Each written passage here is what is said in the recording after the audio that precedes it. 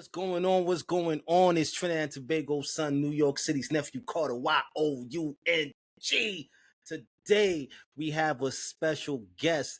Look, man, I don't know how to introduce this dude other than simply saying, outside the fact that this is my brother. All right, outside of saying the fact that this is my bro, my big homie, you know what I'm saying? The most talented dude ever, super producer. He has done records. He's worked with the world phenomenal Ty Fyffe. He has done videos. He's done music for 50 Cent. He's done music for Childish Gambino. We're gonna get to that. He's done so much things. I can't get it all because I'm just too excited. I'm gonna just introduce the brother because he's a super producer extraordinaire, Manny Perez. Let's give him a round of applause. Let's give him some love. Let's go. Let's go. Mr. Perez. Thank you for taking your time. You know what I mean? In your schedule to pull up with us, man. Appreciate you. If y'all ain't know, man, this is Banter'N'Bullshit. What's going on? How have you been? What's going on in your life, Mr. Perez, man? Let's have a conversation. It's a little bit of Let's have everything, just being a dude, taking care of stuff. Always into music. That's another thing. Just taking care of the fam. Trying to be as boring as not boring as possible in this podcast thing. Pretty much it. Just chilling. I don't take myself too seriously, man. And just try to just take it day by day. That's all you can really do, Man, you've worked with alongside the legendary Ty Fyffe. Yes. You've contributed to records involving some of the most biggest names in hip hop, and you know the perspective that comes from so many years in this music business, right? And I'm just really I'm proud of what you've done. I'm proud of what you've accomplished, man. But my main thing is, I really appreciate you coming through. But for those who don't know you, who is Manny Perez? Introduce everybody to the man behind the music. Who is Manny Perez? Manny Perez is a maniacal genius who kind of just pretty soon conquers pretty much any genre that he touches. With AI and stuff, you can kind of you can do whatever you want. But before, it's like I made it my business to try to just master anything I could. With rock, hip hop, whatever. As far as who I am, I'm that guy. It's like no, I'm not. No, no, just produce. I just like to make music. I just like to have fun. I don't really take myself too seriously. I just like to have fun, make music. I've done some things. I don't really. I like to do some more things, some big things, bigger. Man, you're doing great things now. My thing is, when did music become more than just a hobby for you? When did you say, I can do a career, I can really do bigger things outside of me just sitting behind the boards and just having fun and enjoying it? When did you say, yo, this is beyond a hobby? Well, I think I like to tell people, the pro story. Started making beats in 2001. I went pro in 2007, 2008. That's when I had linked up with Ty and then started working with him. And then about 2 years later, I got my first bigger project, not my first project, but my first big project working with 50 Cent or whatever. But around that time, the 2007, 2008, that was kind of like my okay, I'm actually doing this. This is like living a dream, I guess, as they say, the cliche term. I thought, okay, let me see what I can do. Let me see how far I can take it. And then it got put on hold for a little bit, just life, and then just transferring to different things like TV, film, whatever, and then just getting back into industry as of recently. But as far as going back to the question, not to get off topic, it's like I think once I kind of not necessarily mastered my craft, but got good enough to be like somewhat of an apprentice to try to hey, I know a little bit. Let me try to see what I can do. Yeah. Like who inspired you growing up, and was producing always your goal, or was it something else you saw yourself doing? I forget what age it was, but I will say the song that jumped it off. The Timberland song "Up Jumps the Boogie." That's the song. When I heard when I heard that, I ran to my mom and was like, "Hey, I know what I want to do. I know what I want to do. I want to be a producer." I didn't know what a producer was. It was like, wow. I was like, I want. You just heard "Up Jumps the Boogie," the boogie jumps with me, and you just said, "Yo, this is I want to be that guy, wearing the shiny suits and the blow up stuff and making the cool music or whatever." I wanted to do that, whatever that was. And I think at the time I didn't have any equipment. I just had like I just had, you know, remember the tapes, not the tapes, the boombox where you could like the dub the tapes or whatever. Yeah, the two Yeah, the so two what I tape would deck, the double do, the tape only deck thing I joints. could do was like Yeah, kind of just redub songs, but try to mess with like the little EQs or something on it to be like, hey, I can make the bass, you know, a little thump a little bit harder, I guess. But that's all I really could really do at the time. But yeah, around that time, that's when I knew like, yeah, that's what I want to do. Actually, no, a little bit before that, a that's little bit dope. before that, because my mom used to manage my brother like in jazz clubs. He's, you know, shout out to my brother Joe Williams. Played the saxophone. He was like a Oh child shit! prodigy, you know, awesome. And there was always, you know, how So you come yeah, from a you know, musical with like family. the black region of like the That's Partridge dope. Family or some shit, you know, something like that. But I think when it came from as far as producing, there's always, you know, the kind of shady figure in the background when you see somebody at the club, like, hey, I want to be the guy in the suit. You know, there's always a shady guy in the suit in the Mm, background. It seems like he's like dealing, yeah, you know. So that's probably more of like the executive standpoint, making stuff come together or whatever. So I was kind of just drawn to that really before like the musical aspect. wow, that's dope. Like everybody knows. For those who don't know, if you've never heard of Ty Fyffe, which is insane to me if you've never heard of him, but for those that do know who Ty Fyffe is, and we know the name, how did it come about that you two connected, and how did that whole thing With that, formulate it was itself? like it was one day, my aunt was coming to visit, and then he calls my phone because you know my aunt or friend, you know, friends or whatever. And then he calls like it's like, yeah, how do I get to your house or whatever. I'm like, who is this? He's like, Mm, this is Ty. I'm like, Ty who? Ty Fyffe. I'm like, what? Like, awesome. Okay, you go this way, you go down the street, whatever, you know. So him and my aunt come chill at the house, Kiki saw what I could do or whatever, and it was far from immaculate, but it was like it was still something. He saw something, so it was like, okay, I can see you working alongside me in the studio. You got something, keep working, you know. So that's kind of how the thing. That was here in wow. Maryland, and then because they were passing through, going to some event or something like that, and then about a year. That was actually on my exit out, which you know, shout out to you. You let me stay at your place for a little bit before I came back to Philly. For the crazy. Y'all don't know these things. Like y'all don't know this. Yeah. I didn't mean to cut you off, but prior to this production genius that is Manny Perez, he's also a service member. He's an Air Force veteran. Let's not, so we want to say thank you Thank for your you. service, my brother.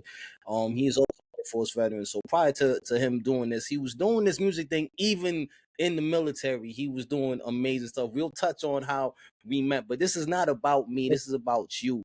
What is the one lesson with you working with him, with Ty Fyffe? What was the one thing that he taught you and that changed how I would you hear say, music like now, like how you I would say not approach music? necessarily one thing to it's more one thing to feel like it's like you'll know when it's a hit. I mean, Mm, of course, yes. In the grand scheme of things, the people will dictate, you know, what's a hit or not. But like as far as like, okay, if you don't even feel it, how you going to expect somebody else to feel it? So it's like I wouldn't even take something to him mm, unless I thought like, okay, this is, or at least what I thought. And then sometimes he would shatter my dreams, like, nah, that ain't it. So I kind of have to go back to the drawing board, up mm. my game, go a little bit harder, dig a little bit harder for the samples, you know, or something like that. Program something, go in, like, okay, this, how about this, you know?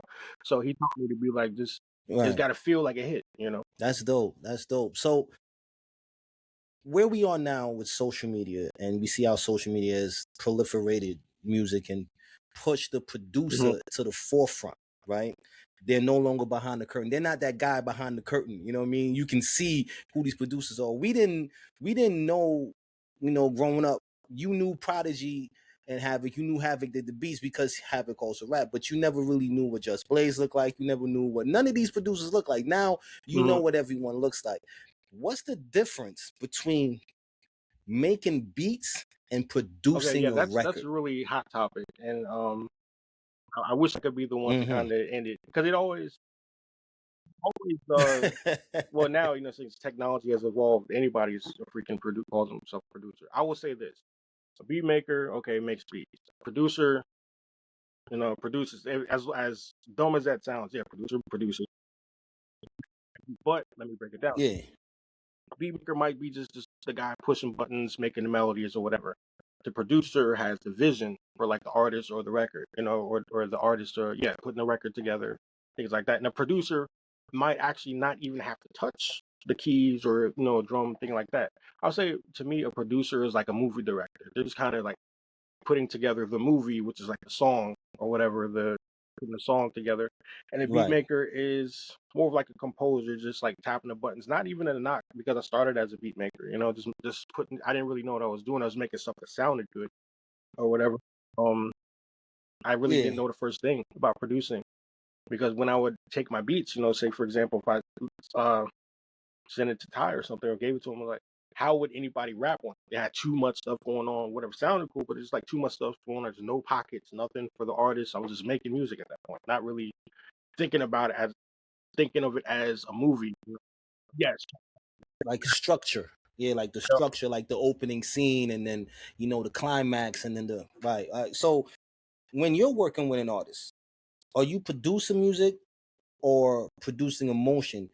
You know what I mean? Like how do you approach it? Like It's are you producing the music it's a or the little bit of emotion, or both. you're I would doing say like a more of mixture? emotion, but I would say at the same time, like you necessarily, and you've seen this, firsthand. You don't necessarily have to be in the studio with somebody to know exactly what they need. You could kind of, it's just like an unwritten, like it's like an unwritten timetable. It's like, okay, it sounds like this. Their timber's like this. Their pace is this. Okay, maybe they need to rap on something like this. So I would say, I forgot the question. What's the question? I kind of, oh, Are you producing? Are you I'm more, producing the, the okay. beat I or would the say more emotion? of, I would say the emotion, but it's like dragging it out of the artist, dragging that emotion, particular emotion, out of the artist. So it's like a marriage of the two. Okay. Oh, that's dope. All right, so speaking of dragging emotion out of the artist, and that production and beat wise, biggest thing that just transpired, man. Jay-Z celebrated his 30-year career. Sold out nights at the Yankee Stadium. Mhm. When you see moments like that, do you feel like hip hop celebrates its legends enough while they're still here, or is it still a thing where we're waiting till they're gone to recognize I their mean, greatness it's like and if you're really appreciate great, their whether greatness? you're alive or dead, people are gonna love you. It's like Michael Jackson. Whether it was live, people loved him. When he died, people even I'm Pete loved the him even mic, more, and man. generations behind him, you know, figured like who Michael Jackson was in his greatness, or Yeah, somebody going. Back to Jay-Z, yeah. But I would say there's a lot of fronters. So that, oh yeah, this person was good when they passed away or whatever. At the same time, it is kind of like a beautiful thing. Uh, unfortunately, it's kind of like a bittersweet thing. Like when you hear somebody passes away, like what? Who the hell was that? Somebody who doesn't know who that particular artist was, they get a chance to discover, their music. So, and then they could decide. Biggie said it the Great, best, yep, right? You're nobody. You're nobody till somebody kills you, man. Unfortunately, you know what I'm saying. It takes your life to pass for you to make a lasting impression yep, on the hip hop game yep. sometimes, because you never knew who this artist was. You had mentioned something earlier with AI. Uh, Everybody has an opinion, right? AI can generate beats, it can make songs, it can master records, it can That's even true. imitate another artist. Where do you see AI fitting into music? Is it another tool? Is it replacing creativity?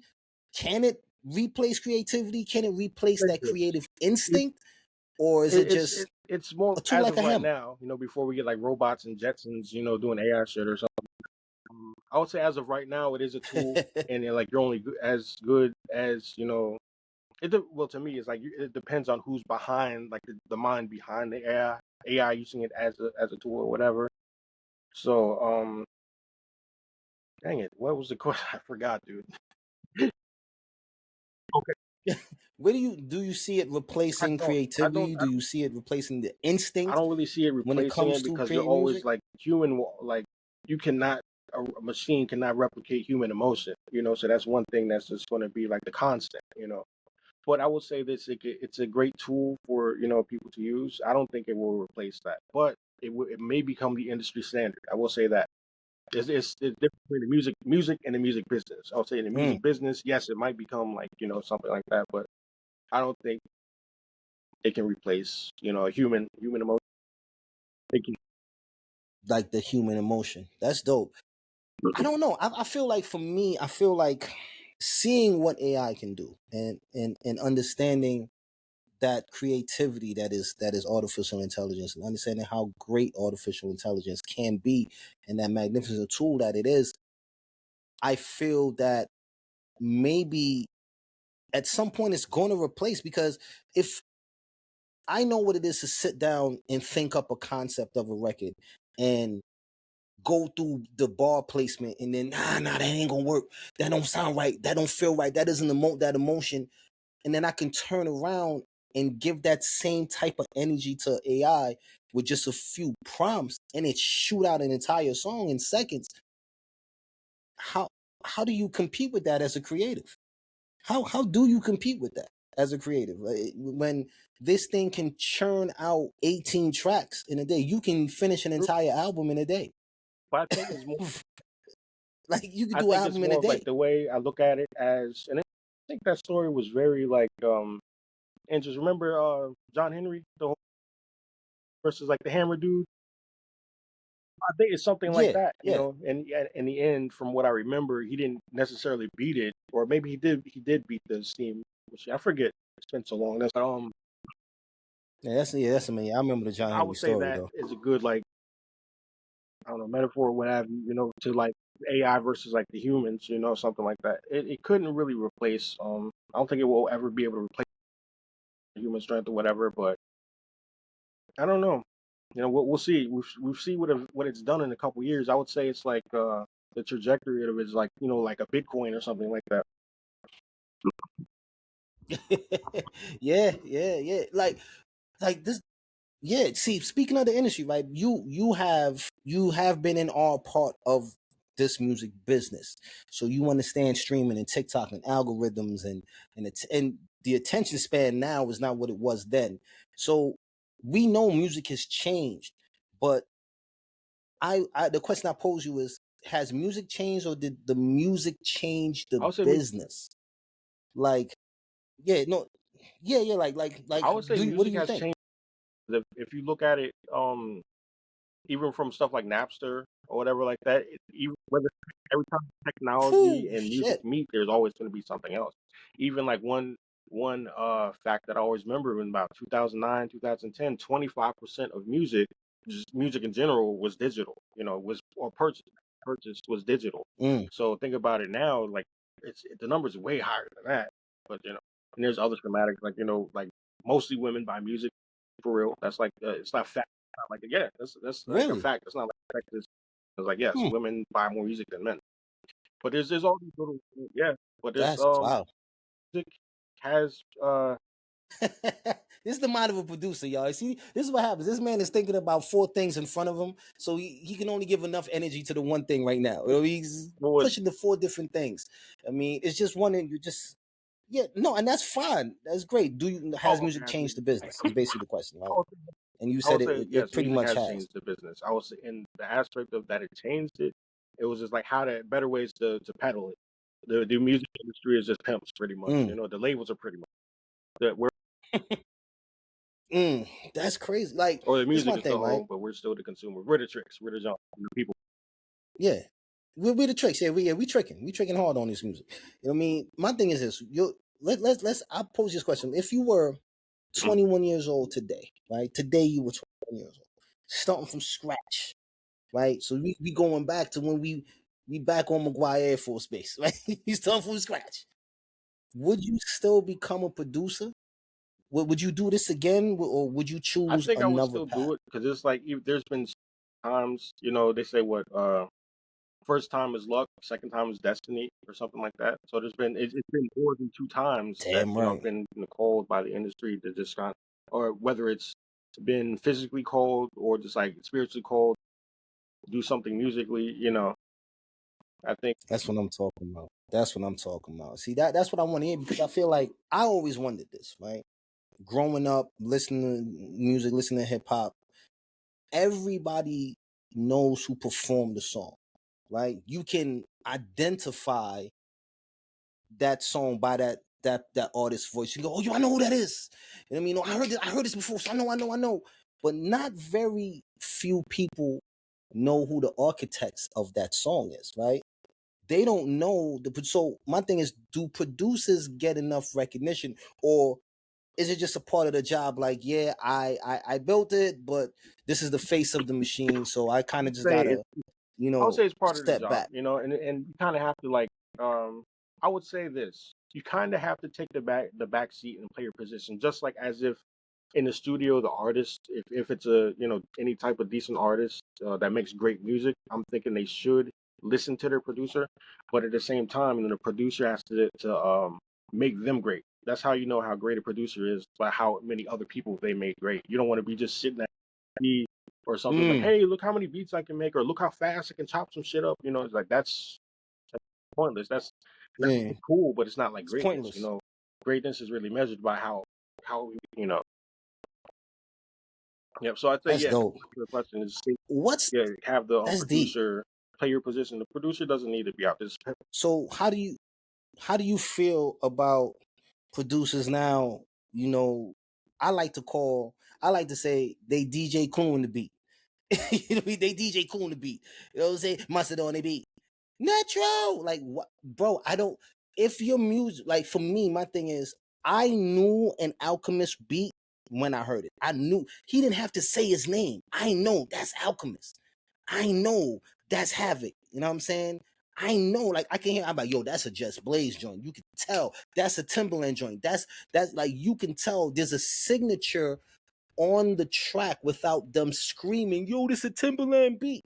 Now it seems like everybody seems they find the need. They want to be the superstar too. Producers, they want to be in front of the camera as well, and they're competing for that, that attention with the artist.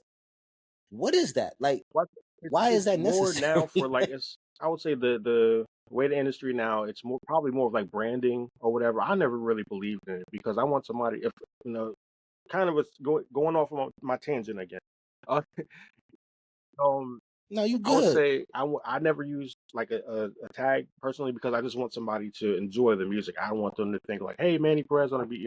If they hear it, they kind of already know what, or think they know what to expect. Exactly. So as far as somebody putting a tag on a beat Yeah. or something like that, it's kind of like, well, say it's good and bad. They're branding. You want to, hey, they want to get their name out there, get their sound, that be their calling card or whatever. It's good and bad. Sometimes the tags actually sound pretty cool, but other than I think it's Yeah. just I'm tired of it. Me personally, I'm tired of it. I'm tired of it. I wanted to go back to where I hear it and I'm just like, yo, I know who that is. You know what I mean? And then I look it up like, yeah, I was right. You know what I mean? I don't want to, I like that mystery. Like, what's the one classic record where you think the producer clearly doesn't get enough credit? There has to be a record out there in your mind that you be like, yo, producer should have got a lot more credit for what they brought to this record and what they made of this record. Or is it did the artist overshine the producer? Is there a record like not that for you? really. I mean, there probably is. I mean, it's just like music was jobs. So much music. Off the top? Yeah. Mm. Now, I want to talk about something that you shared publicly. It was rumored. We're gonna say it was rumored. We're gonna say it was rumored. It's allegedly, it was rumored that you contributed to the Childish Gambino Grammy-winning record Redbone, but you were not officially credited with this. So, for the people hearing for the first time, walk us Okay. through this, man. So Tell the me the story story. so far, let me see how I can put this together. We had I know it was a studio rat, just in the studio, just making beats. There would be a ton of people always come through there. Some people I knew, some people I didn't know. Some people hadn't become famous. Mm-hmm. Like say if I met Tory Lanez before it became like Tory Lanez, or something, or Nicki Minaj before they became. Mm-hmm. There's a funny story about that too. Like meet Nicki Minaj before they became, like Nicki Minaj or something like that. But going back to the Oh yeah, you gotta quick tell that story too. because time. But Yeah, go ahead. yeah, we got time. We got time. So a guy comes in the studio, funny looking dude, whatever. He's cool. He just kind of has a very, good sense of humor. And I'm like, he's like, yeah, I make music too. I'm like, yeah, what's your name?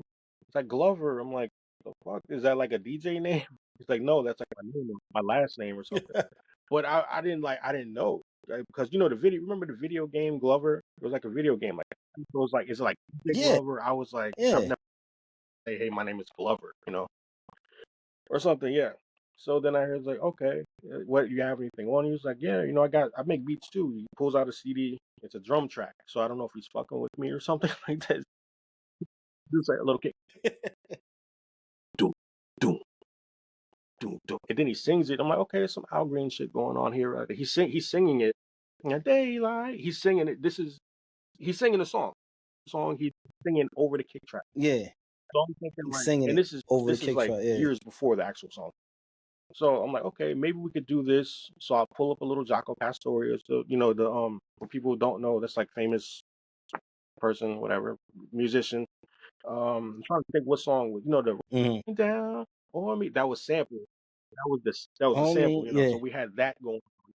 And then Okay. it sounds like some Al Green song going on. So then we had the Love and Happiness. There's like dun, dun, dun, love and happiness, because he was ad lib that sounded like Yes. Al Green, or like the way he was doing his voice. So I was like, okay, let's throw a little bit of that in there. So it's starting to come together like a funk track. Let's throw a little bit of Bootsy Collins in there, something, with the telephone bill. So that's the one that's a lot of the things that people, or that's the track that people really pick out from that. They're like, okay, with the telephone bill, a lot of people Yeah. that, but there's like 3 or 4 different samples going on in there. So then he's singing that. Okay, let me put down a quick bass line. Okay. Which is very much the same to the Al Green shit. I was just like, okay, let's put that over here. And then in the background, I forgot the dude's Wolfgang, whatever his name is. He just comes there, he stands at the door. I'm like, hey man, what's going on, man? You like an engineer or something? Because he's just standing there looking at us, not saying, funny, like being funny style. Yeah. Yeah. Just So I'm like, yeah, watching. what, you like an engineer or something like it? Like, something like that. He pulled one of my, So he's just standing there. So we're kind of putting the track together, or whatever. I burn him the samples. Fine. He gives me his number. Okay, like, okay, you call me or something. And I call him, like, I think I call him like a week later. He goes, oh yeah, I'm on my way to London. It's some superstar shit. Like, on my way to London or something. I lost the number or something. I don't know. So then years later, somebody plays me a song at work. I'm not in the industry at this time, heavy anyway. One of my friends plays me a song. Let me go back. When we were putting this song together, I felt the magic in that room. I told him, what I told him was, Merry Christmas. I'm telling you right now, first Grammy. I shit you not. I told him that. And then, Damn. Yeah, you didn't know what he would become or but who he he was was in a at that movie. He time to actually begin told me with. to check out the movie Mystery Team or whatever. That was like in a movie he was in. I was like, okay, cool. He's doing something. He's on Netflix. When Netflix was kind of like blowing up at the time or whatever. Still doing the CDs that I, never returned. But that's another. This What year was in this? 2009. Yeah. So then, Damn. I told him, okay, this is going to be your first Grammy. I never heard from him again. And then years later, not that many years later, but years later, I had a friend at work. He played me a song. He's like, yo, what, you think this is like a sample or did they replay it? So he hits play, put on the headphones. I'm listening to the song and I get angry. I don't know why, but I'm like, I mean, the song is hot. Why am I angry right now? I go back to my desk and I'm thinking, that's that fucking song I worked on. That's that song. Damn. However, the guy, he went back, replayed everything, put together the right. It was, I was the genius, the architect behind it. The other guy made the song come together. The producer and him made the stuff to come together. So, at the same time, I actually told him, whatever, congratulations, Merry Christmas. I'm giving you a Grammy. I want to kind of put my foot in my mouth. I was like, Grammy thing, Grammy song. Yeah. But this is my thing, right? At what point did you realize you wasn't going to receive I mean, official credit? when I heard the song, I mean, it had Like, already been out. I didn't know anything about you understand? Yeah.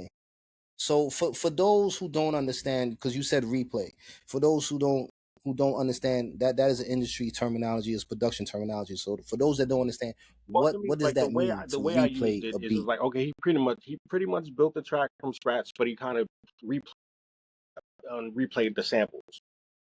You know that I had burned on. Okay. I burned the samples onto a CD. I burned the bass line over his kick track, over Donald's kick track. So that was together. Played the bass Mm. line. He had the kick. I gave him the samples. Told him how the shit should go. So there was like no contract, no nothing like that. But at that time, I didn't care. I was just I can't. There's been so many instances that has happened with me making something and like the wrong person walk in the studio, hear the shit, and then I hear it on the radio like 6 weeks later. I don't know who these people are. Just hear something like, oh So wow. what what did that experience teach you? And like, I mean, you said it. Mm. So situations like this, like that, clearly it happens a lot in the business. But does that change how producers I mean, it's protect good. themselves, like how they approach I will things and say this. protecting their music? Me, I was just so in love with the music at the time. I was like, I tell people all the time, you can always make more music. I mean, maybe not get a fucking Grammy that I missed out Mm. on, but but at the same time, it's like, okay, if you're as great as you say you get your shot. So something like that. I mean, it was like it was heartbreaking, but at the same time, it's like I knew. So it was like, you know, I knew I wasn't gonna get nothing. I didn't try to sue. I didn't really care at that point. I was like, whatever. I had been burned so many times. you know. I remember it, and I mean, you got your Grammy coming. You know what I'm saying, your Grammy coming. So that we not worried about that. But I remember you telling me, like, I remember years back, you were like, "Yo, it's you quoted Hove. You was like, "Yo, son, the industry is shady." It's like I remember you telling me, like, "Yo, son, this shit is shady." And I'm like, "What do you mean?" He's like, "Yo, all this replaying shit." Like, and because I learned what replaying a beat was from you. Like, you had to teach me and explain to me what, because I didn't even understand what that was. You know what I mean? So like I started, and I remember years after that, I was listening for certain tracks, and I shit you not, I remember when I listened to 50 shit, I'm like, yo, this sound like some shit Manny would do. I remember saying that shit, like, this sound like some shit this motherfucker would do. like this, because once again, you have a signature to your beat that you don't need to say. It's a thing that you can hear. You know what I mean? For those of y'all who don't know, you know what I'm saying, the man has a platinum plaque. I don't know if y'all know that or not. Man has a platinum plaque. All right, the invitation. I mean, so say that one more time. A little so, you know what I mean? You got a platinum plaque, motherfuckers. No, y'all don't. All Hey, right, then. You know what I mean? the Yo, give another thing about guarding your huh? music, I can't say this, but well, I can't say for sure, but 99.9% sure. What was the Yeah. Yeah. So there was Damn. a I mean, let me put this out here. The sample, of course, it's based on a sample. It's like a stylistic sample. Cause okay, no, you didn't make that. That's a sample. Yeah. However, the sample plus the bridge part is not a sample. The part where Alicia Keys comes in, that's a sample. That's they put that Yeah. all together. But the reason how it came together, I don't know who stole it Mm. or who heard it. Me making the shit at the same time because coming in and out of that studio. So I put this all together, and then Man, so remember, in somebody. this is how that track came together. Okay, I know I had the sample, and they paid in full when what's call Ace comes home, and then they turn on the car, and then the Yeah, yeah, yeah, yeah. Yo, so I Bass is asked home. Ty, I Yeah, was like, yeah, "Yo, yeah, what yeah. drum break is that?" He was like, "Oh, that." But I don't know if it's like mm, I forget what drum break it is. But he told me. I was like, "Okay." So then I start putting it together, and then do the chord progression change, and I don't know who heard it. I save it, whatever, and then I was like, you know what? I didn't really rock with it. So I just turned off the MPC in the studio. I don't know who it was. Somebody when it was coming together, They to see people walking past the MIDI room. I was like, okay, what's that? That sounds pretty cool. And then you hear it like a month or two later. Heard it in the car, cried. damn.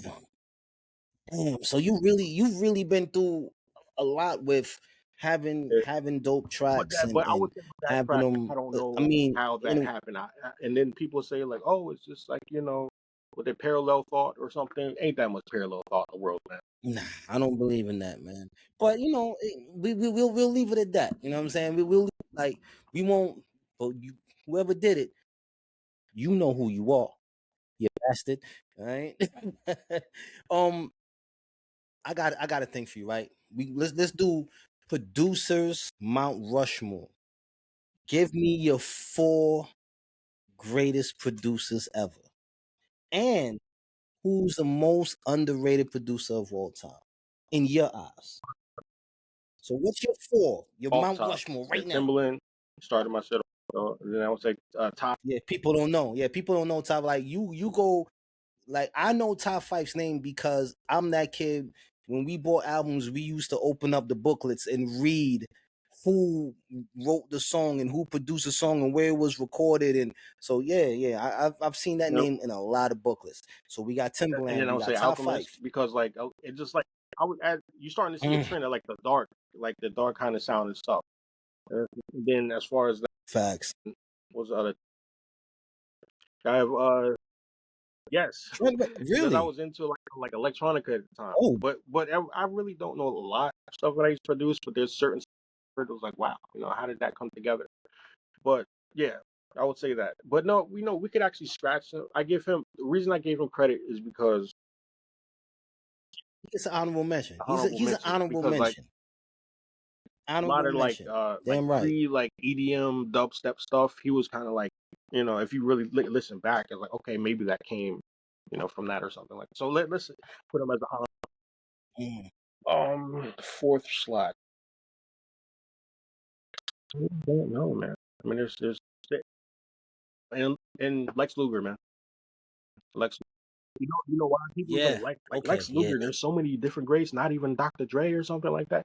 The reason I say Lex Luger because of his work ethic, and then like he had as far as that decade of music, yeah, he kind of like transformed stuff the way stuff was coming together.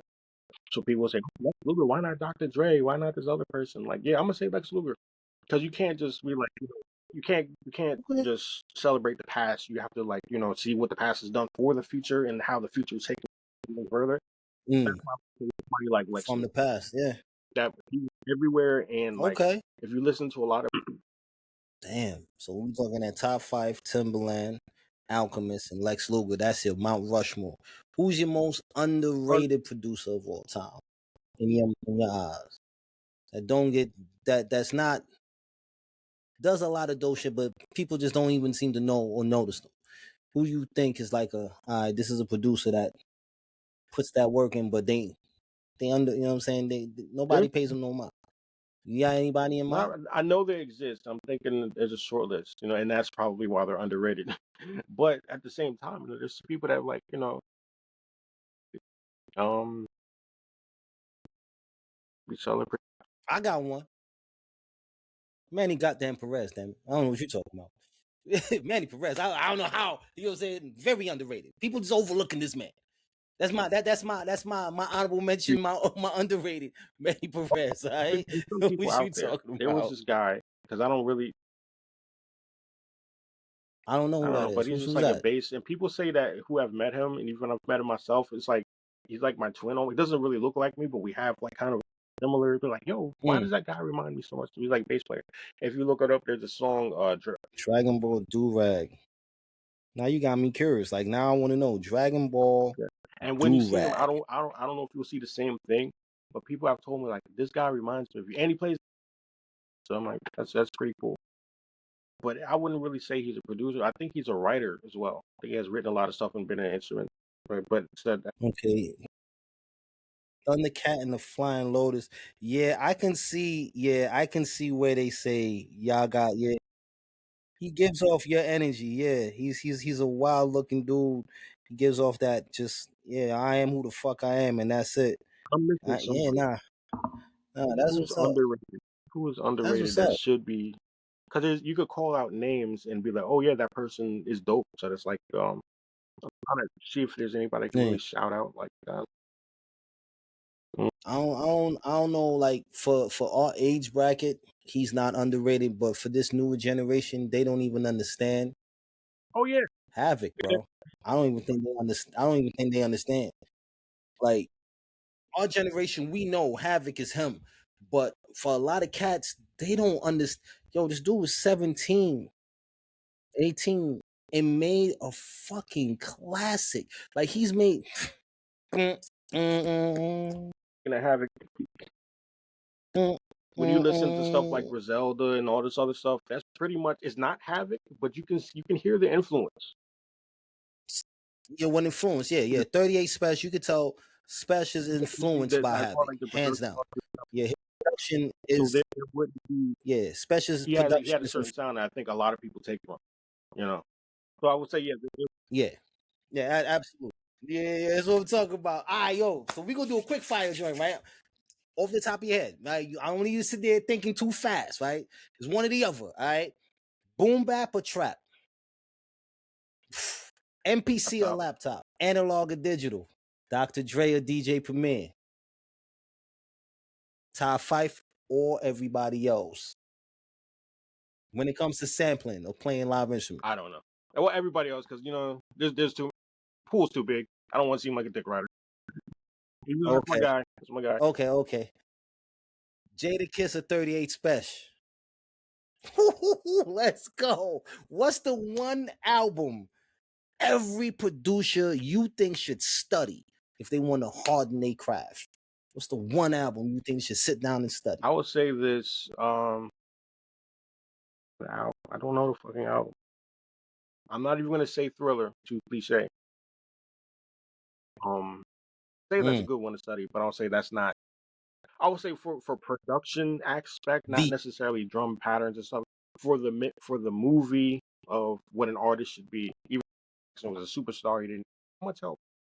But production wise, the movie of Thriller, like the whole like album or something, it is something that should be studied. But there's got to be another one for hip hop. I'll say that. Anything Wu-Tang, man. Fuck it. Anything Wu-Tang. Oh, man. Look, I was like sitting here like, listen, man. I feel what they have done has never been duplicated. Has never been duplicated. They have tried. Man, they have tried. All right, but they have all failed. They have not come close to do what the Wu has done globally. Globally. You know what I'm saying? Like that's bomb atomically Socrates, like, come on. So, like cats used to be fighting. Yo, no, I'm gonna do meth part. Like, yo. So if you as where you are now in your career and in your life, advice for younger producers, what's the biggest mistake young producers are making or they can make if they're trying to progress in their career? What do you think would be their biggest mistake? And it's a mistake that I made. If you're going to jump into the music business, a business, there's many levels to that. I've been fortunate, working with people like Ty, just, show me the ropes, and we've done good business, so there's very select few that will actually do good business, but remember that the music business is a business, and get that, kind of get that down, like take, register your songs if you have to, guard your music. I would say your ego. There's a lot of people, a lot of producers like, hey, look what I can do. They want to play 100 songs in the studio while you're getting jacked. Just be the guy. You're just shoveling away your talent, just giving it away. And the urge is there. It's like, I want to show that I'm nicer than all. So they, but you got to learn how to be humble at the same time. Like if somebody plays their song, I make beats too. Listen to my stuff, whatever. You don't have to be that. If that's what you do, you don't have to prove it. Just like keep your head down, put in the work. Eventually you're gonna get recognized. So I'll say, the music business. If you could sit down, if you could sit down with your 20-year-old self today, what's the first thing you say? First thing I would do is slap the shit out of him. But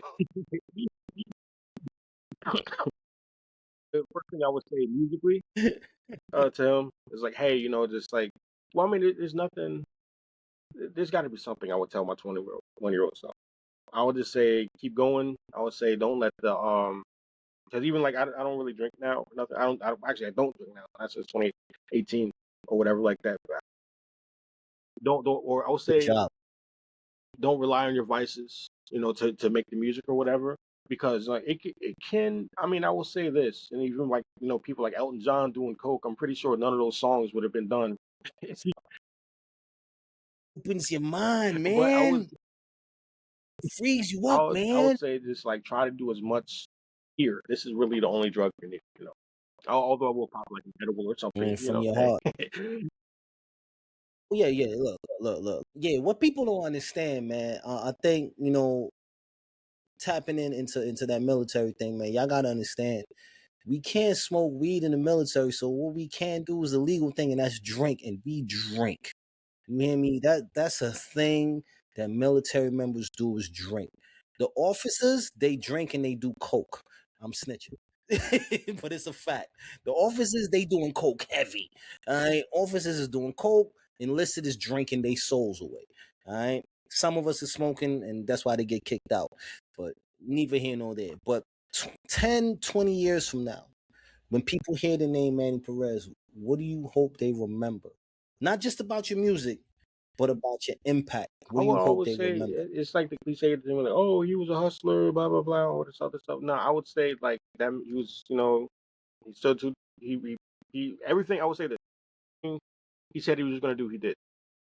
That people will know that and we'll see like, damn, he really did. That's what's up. See, that's what I'm talking about, man. Like I remember for the now we can get there, right? Cause we done did it. I remember when I met this man, I looked at him. He walked up on me, right? Just this be on McGuire Air Force Base. He walked up on me like, yo, you rap? I'm like, yeah, like okay. He's like, yo, son, I produce. I mean, beats. My shit is fire. Yo, hit me up, and you gave me a card. You gave me a card. You're the second person. You're the second person that gave me a card. You and Cov gave me a card. First time this shit has ever happened in my life.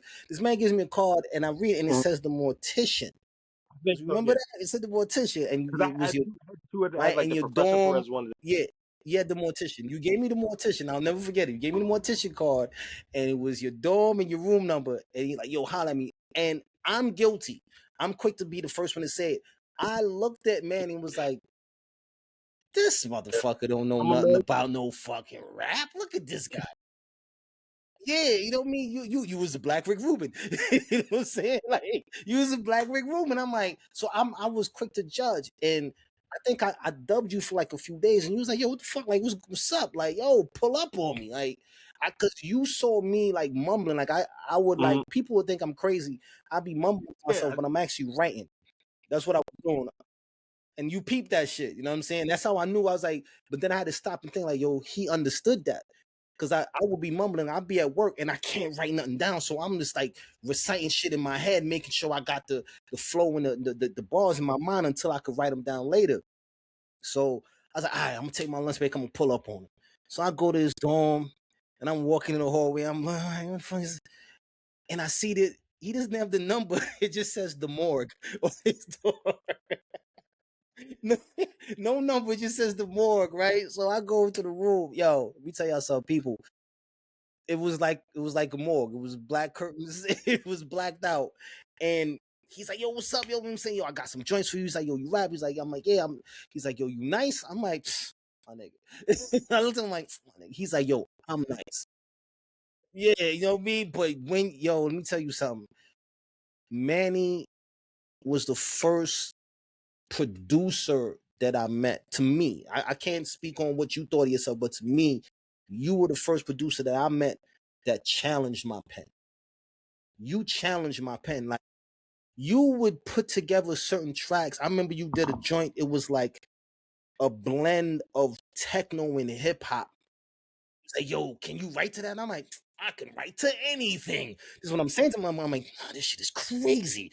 I pull up with this. I'm like, and I just remember there's a couple of joints that really pushed me. There's a beat that you sent me, man. It was I remember naming to take a picture because you said to me, yo, I want to see how creative you can be. The two joints you sent me yeah, was the Let 'Em Go record. I can't remember the yeah. sample. The Put My Head in My Hands and Cry. Oh my God. probably one of the dopest stories I have ever written to this day. Y'all gotta understand, Let Him Go was one of the dopest stories I've ever written to this day. He brought that out of me. And then Take a Picture. I sat on that beat for like 5 days. I couldn't come up with nothing. And I remember you hit me up like, you ain't right to that shit yet? Yet? What happened? For those of y'all who don't know, I used to go by former moniker. It was Relic the YG. He was like, yo, what happened? You, Mr. Relic the YG, what happened? You supposed to be big dog. And I was so mad at you. I was like, this motherfucker, man. He is really trying my pen right now. And you were the first person, like I could go to you, and this when I say you're a producer, because I would go to Manny and I would be like, yo, I got this idea. And you'd be like, yo, what is it? I'm like, yo, it sounds like this. And I'd spit the bar and I spit the verse and I'm like, yo, but the beat has a duh, duh, duh. And you're like, yo, I'm gonna call you back. And yo, I shit y'all not. Manny would hang the phone up and call me back in 15 minutes and play the track. And it's the track that I had in my head. It was the weirdest thing. It was like you went into my brain and pulled the song out. I'm like, yo, this dude is super fucking talented, man. And I remember when you sent me that letter when I was in Burlington County Jail, man, and he was like, yo, I did it, bro. Got that. Bro, I was screaming up and down the table, like, yo, my nigga did it. I told y'all niggas. I told y'all. He nice. Y'all don't know. I'm like, yo, it is beyond a pleasure, beyond a blessing to know you, to call you brother, to say I love you, to say I appreciate you, to see your success. It's and I will say another thing. It's kind of been on me.